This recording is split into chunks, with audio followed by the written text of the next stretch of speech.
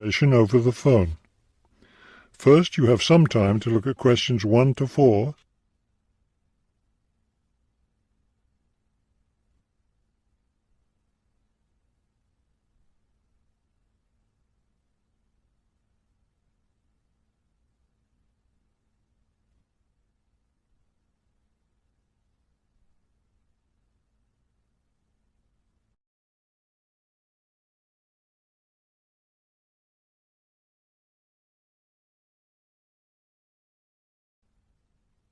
Now we shall begin. You should answer the questions as you listen, because you will not hear the recording a second time. Listen carefully and answer questions 1 to 4. Good afternoon, Grandview Hotel. Yes, hello. I'm planning to spend a few days in your city next week, and I'd like to, make a reservation. Of course. When did you want to stay here? Next week, Wednesday night and Thursday night. So that's February 13th and 14th. Yes, that's right. And how many guests will there be? Just me. So, do you have a room available? Yes, we do. I'll just need to take some of your information. May I have your name, please? Oh, right, yes. It's Roxanne Wilson. Wilson. Thank you, Miss Wilson. And may I have your credit card number? It's 233-618-9872. 9872. Got it. All right, Miss Wilson. I have your reservation confirmed. Can I help you with anything else?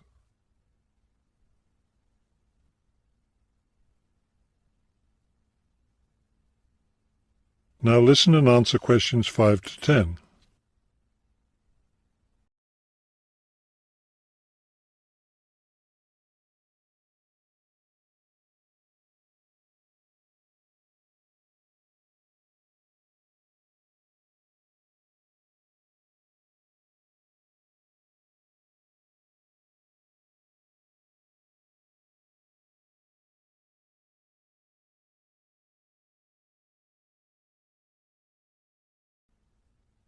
Well, yes, I was wondering, since I'll have a couple of free hours Friday morning before I leave, is there anything interesting to see close to the hotel?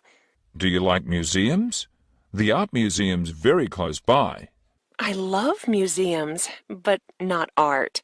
Can't stand it. I've heard your city has a very interesting science museum, though. Yes, but unfortunately it's closed in the winter. Are you interested in shopping? Sure, I love shopping. Are there any good stores nearby? Yes, we have a large shopping mall just 2 bus stops away. You take the bus to Monument Square, and it's just half a block from there.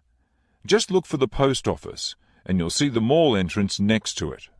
Fabulous. What about lunch? I hear your city has good restaurants. Yes, there's a nice restaurant very near. It's just across the street from the park. Sounds good. I can have lunch, then walk in the park afterwards. I have one more question. What's the best way to get to the hotel from the airport? Subway is the fastest, of course. There are buses, but they're quite slow. I'll be arriving quite late, after 10 p.m. I thought I might have to take a taxi. The subway runs until midnight. Oh, good. Then I'll do that. Will there be someone at the hotel front desk that late? Oh, yes. The front desk stays open until 2. That is the end of section 1. You now have half a minute to check your answers.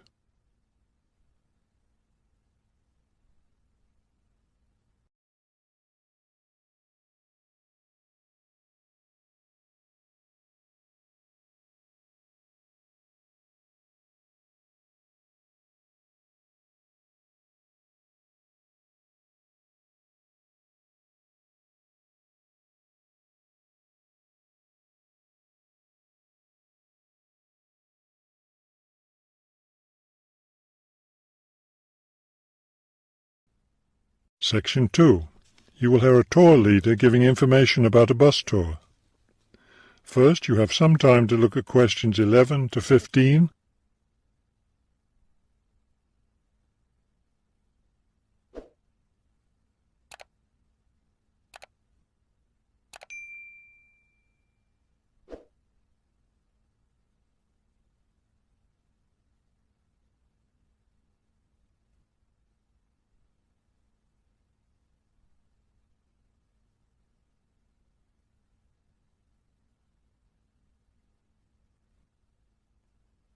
As you listen to the first part of the talk, answer questions 11 to 15.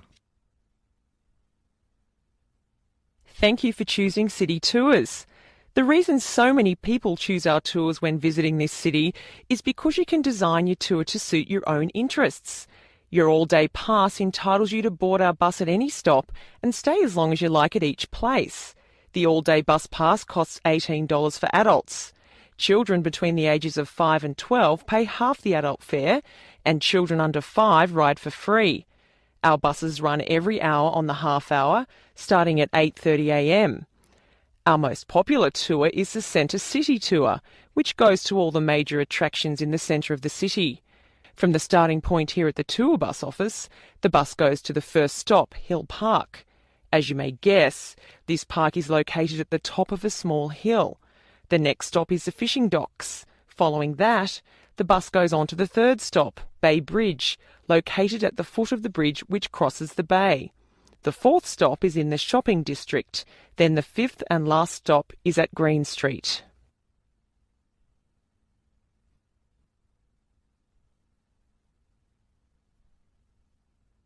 Now listen and answer questions 16 to 20.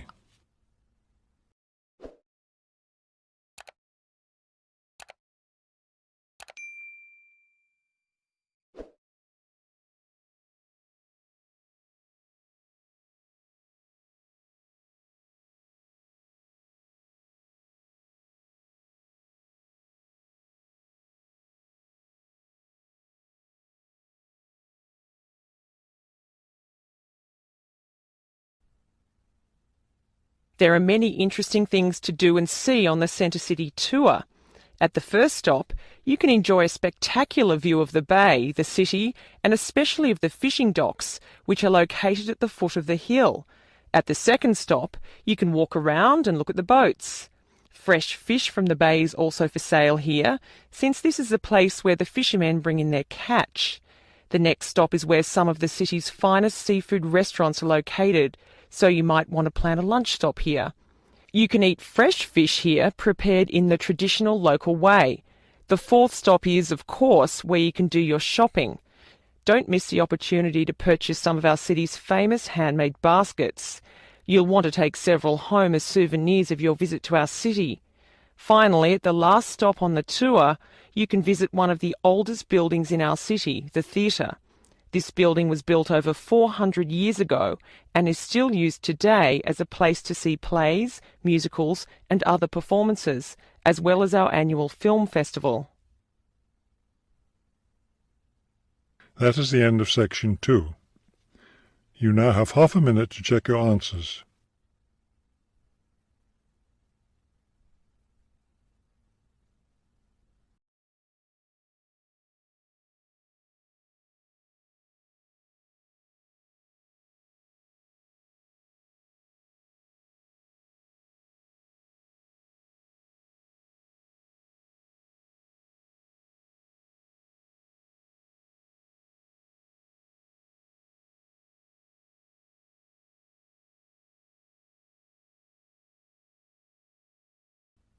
Section 3. You will hear a conversation between two students planning a research project. First, you have some time to look at questions 21 to 23.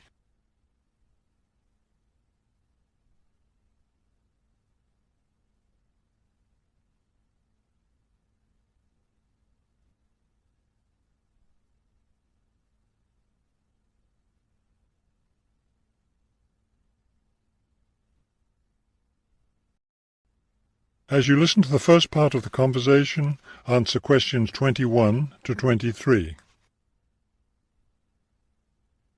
We'd better start planning our research project because we don't have much time left before it's due. I know, only 3 more weeks. Is that all? I thought we had more time than that. Well, let's get to work then. Okay, so we agreed we're going to interview shoppers about their spending habits. Did we decide to conduct our interviews at the department store? We haven't decided anything definitely yet, but I think the shopping mall would be a better place. We'd get more of a variety of shoppers there. Yes, that's a good point. So let's do that. How many interviews did the professor say we had to complete? She said at least 30. That sounds like a lot, doesn't it? Yes, but if we divide it up between the two of us, that's just 15 each. That's not so bad.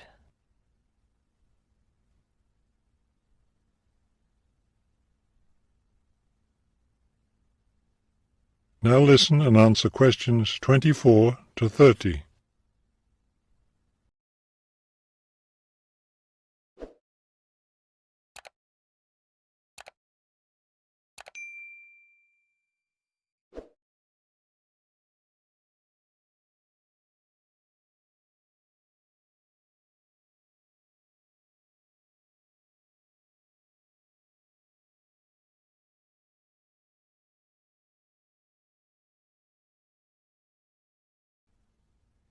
Okay, so I guess we'd better start designing our questionnaire. Well, we have to do some reading first, don't we? Didn't we say we were going to compare our results to the results of a government study? Right, the government study about how the economic crisis has changed people's spending habits.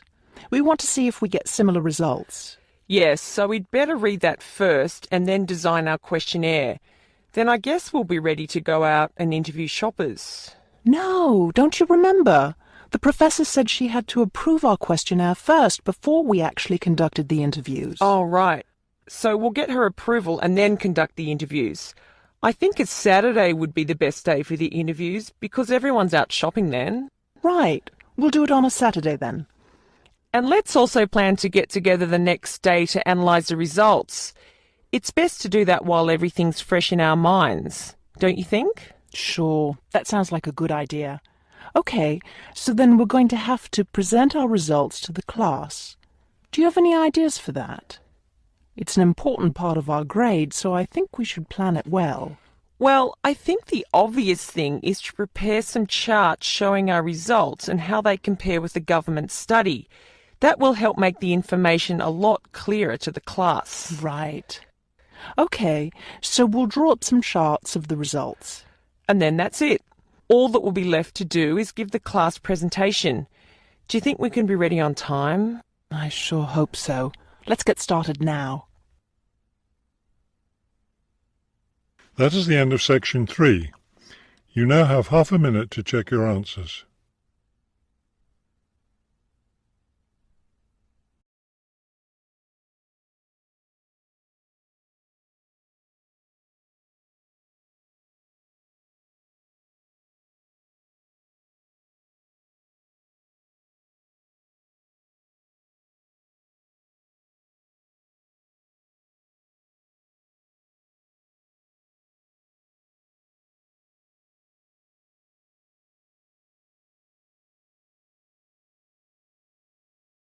Section 4. You will hear a professor give a lecture on Louisa May Alcott. First, you have some time to look at the questions 31 to 40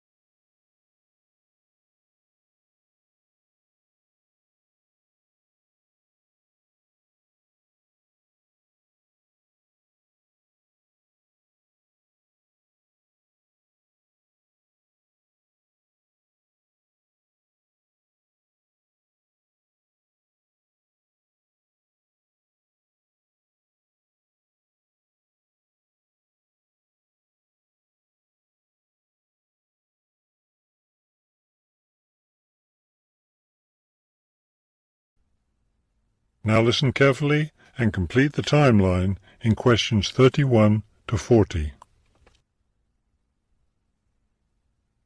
Good afternoon. Today I'd like to continue our discussion of the lives of prominent American writers by talking about Louisa May Alcott, one of the best-known 19th century writers. Alcott is known for her moralistic girls' novels, but she was a much more serious individual than those novels might lead one to believe. She was born in 1832, the daughter of Bronson Alcott, who was one of the founders of the Transcendentalist movement. Bronson Alcott was a philosopher, but not a provider, and the family lived close to poverty.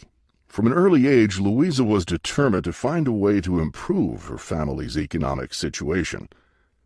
As a teenager, she worked to support her family by taking on a variety of low-paying jobs, including teacher, seamstress, and household servant. Alcott also started writing when she was young. She wrote her first novel when she was just 17 years old, although it wasn't published until many years after her death. It was called The Inheritance. In 1861, the Civil War broke out. Alcott worked as a volunteer, sewing uniforms and bandages for soldiers. The following year, she enlisted as an Army nurse. She spent the war years in Washington, nursing wounded soldiers at a military hospital. While working at the hospital, she wrote many letters to her family at home in Massachusetts.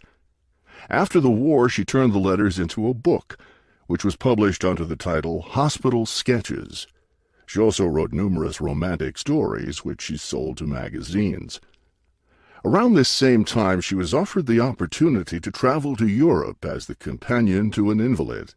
When she returned home from Europe in 1866, she found her family still in financial difficulty and in need of money, so she went back to writing. Her big break came in 1868, with the publication of her first novel for girls, Little Women. The novel achieved instant success, and the public wanted more. From then on, Alcott supported herself and her family by writing novels for girls. It wasn't the writing she had dreamed of doing, but it earned her a good income. Alcott took care of her family for the rest of her life. In 1878, her youngest sister May got married. A year later, May died after giving birth to a daughter. Louisa Alcott raised her sister's orphaned child. In 1882, Bronson Alcott suffered a stroke. Soon after that, Louisa Alcott set up a house for him, her niece, her sister Anna, and Anna's 2 sons in Boston. Her mother was no longer living by this time. Alcott was still writing novels for girls, including 2 sequels to Little Women, Little Men and Joe's Boys. The latter was published in 1886. Louisa Alcott had suffered poor health ever since she contracted typhoid fever while working as a war nurse. She died in March of 1888, at the age of 55. She was buried in Concord, Massachusetts. That is the end of section 4. You now have half a minute to check your answers.